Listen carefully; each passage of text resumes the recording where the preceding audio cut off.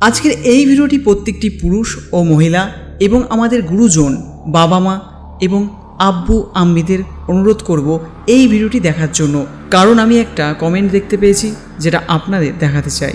এই ভাইটি লিখেছে, আমি প্রায় 3 বছর আগে খুব ওই ভিডিও দেখতে দেখতে নিজেকে নেশাগ্রস্ত করে ফেলি। আমার দৃষ্টি খারাপ হয়ে যায়।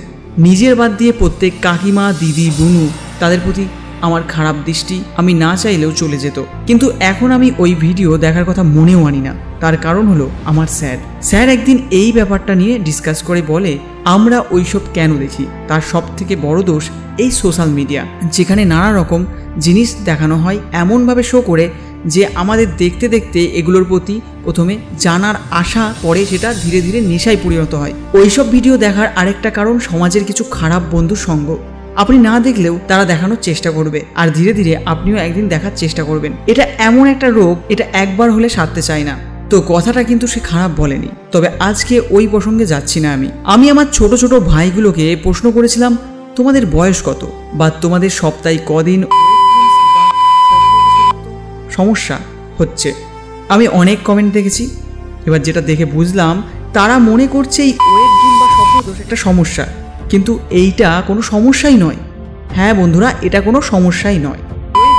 যার অর্থ হচ্ছে ভেজা স্বপ্ন, বা সহজ করে যদি বলি তবে সকাল বা ভোরবেলা তুমি দেখতে পাও তোমার প্যান্টের কিছু অংশ ভিজে গেছে। আর এটা কিন্তু প্রত্যেকটা ভাই বোনের জানা দরকার। এখানে লজ্জার কিন্তু কিচ্ছু নেই।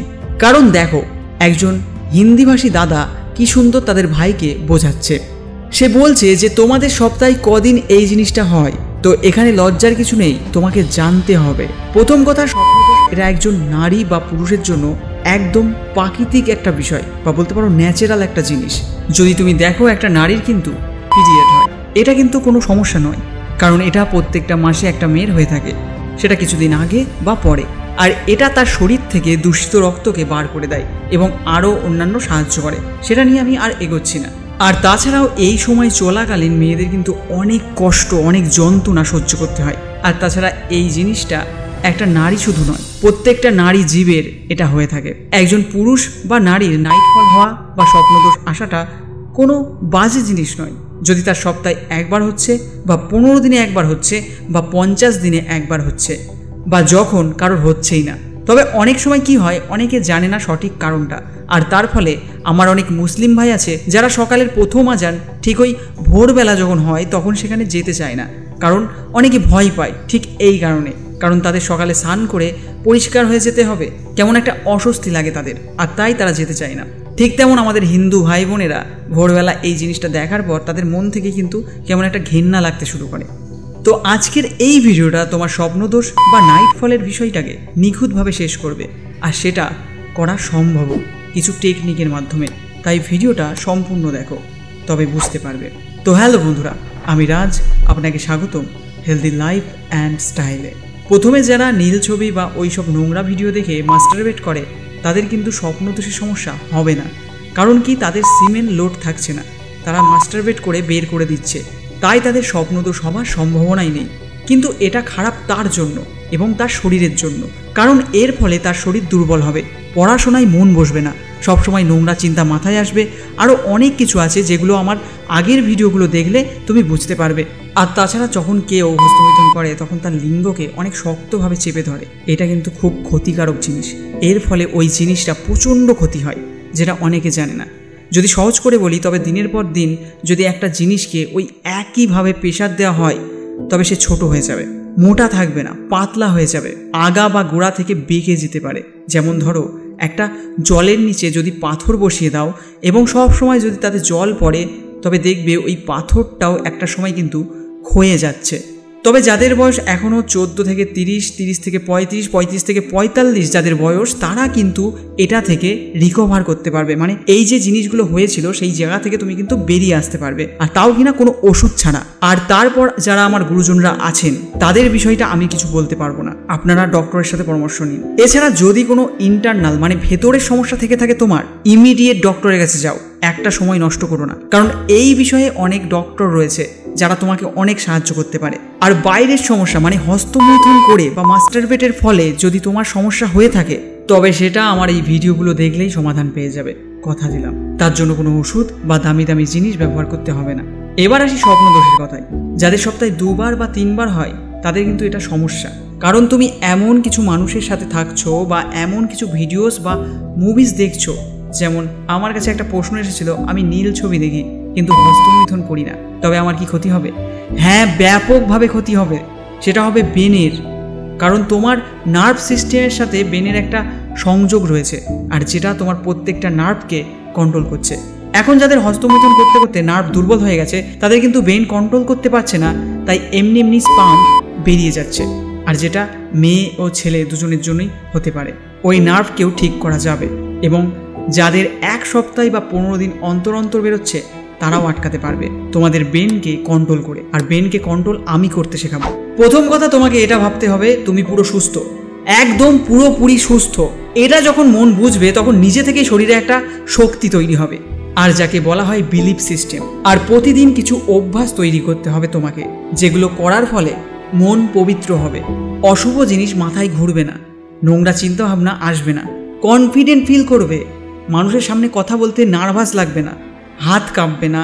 যাদের নার্ভ দুর্বল হয় তাদের কথা বলতে গিয়ে মুখ তুতলে যায়, আবার হাত কাঁপতে শুরু করে, বা সিঁড়ি দিয়ে ওপরে ওঠা নামার সময় বুক বেশি পাম্প করবে, মানে বেশি ধরপড় করবে। এটা বয়স্কদের ঠিক আছে, কারণ তাদের বয়সের সাথে সাথে ইমিউনিটি কমে যাচ্ছে। কিন্তু যারা যুবক যুবতী তাদের কিন্তু এই সমস্যা একদম থাকা উচিতই নয়, যদি তার ইন্টারনাল মানে ভেতরের কোনো সমস্যা না থাকে। তো এর জন্য তোমাকে যে যে জিনিসগুলো করতে হবে, সকালে ভোরবেলা একটা নির্দিষ্ট সময় ওঠো। যেমন আমি ভোরবেলা 4:30 বা 5টার মধ্যে উঠে পড়ি, সে শীতকাল হোক বা গরমকাল। আর আমি যেখানে থাকি সেটা খুবই নিরিবিলি জায়গা, গাছপালায় ভর্তি, তাই সকালে তাজা হাওয়া আমি আমার গায়ে লাগাই এবং কিছু সময় নিজেকে একা রাখি, এবং সেই সময়ে আমি আমার নিঃশ্বাস প্রশ্বাসের দিকে মাথা লাগাই, মানে কোনো চিন্তা মাথায় আনি না, সে যাই হয়ে যাক না কেন। তার কিছুক্ষণ পর সকালের হালকা মিষ্টি রোদে একটু ছাদে এক্সারসাইজ করা শুরু করি। আমি বডি ওয়েট ট্রেনিং করতে বেশি ভালোবাসি, কারণ এই বডি ওয়েট ট্রেনিং তোমার বডিকে ফ্লেক্সিবল রাখতে অনেকটা হেল্প করে। তো আমি এই জিনিসগুলো করি।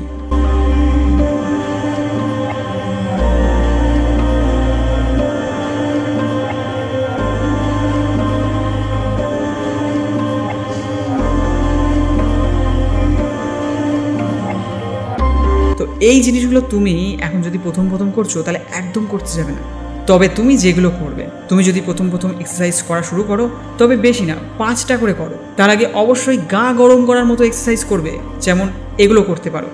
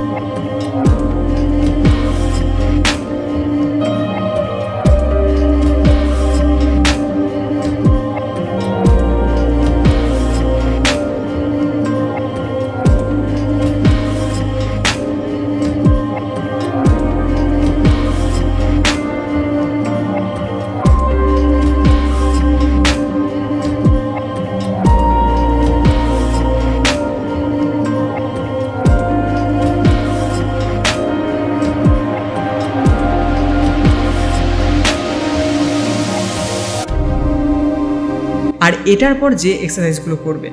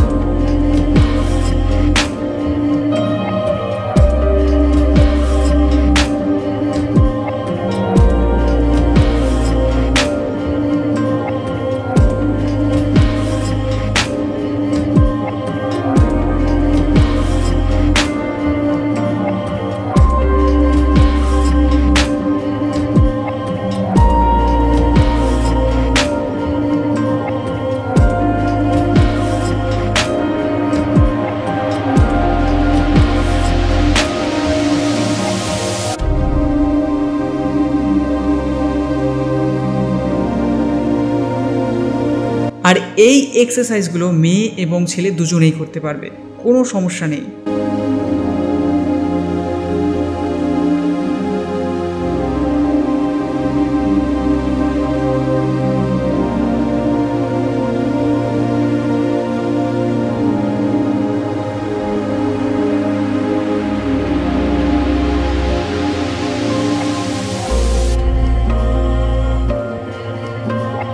ভিডিও বড় হয়ে যাওয়ার জন্য আমার কাছে অনেকে মেসেজ করে রিকোয়েস্ট করেছে ভিডিও ছোট করতে, নয়তো পার্টে পার্টে দিতে। তো তোমাদের অনুরোধে তাই করলাম।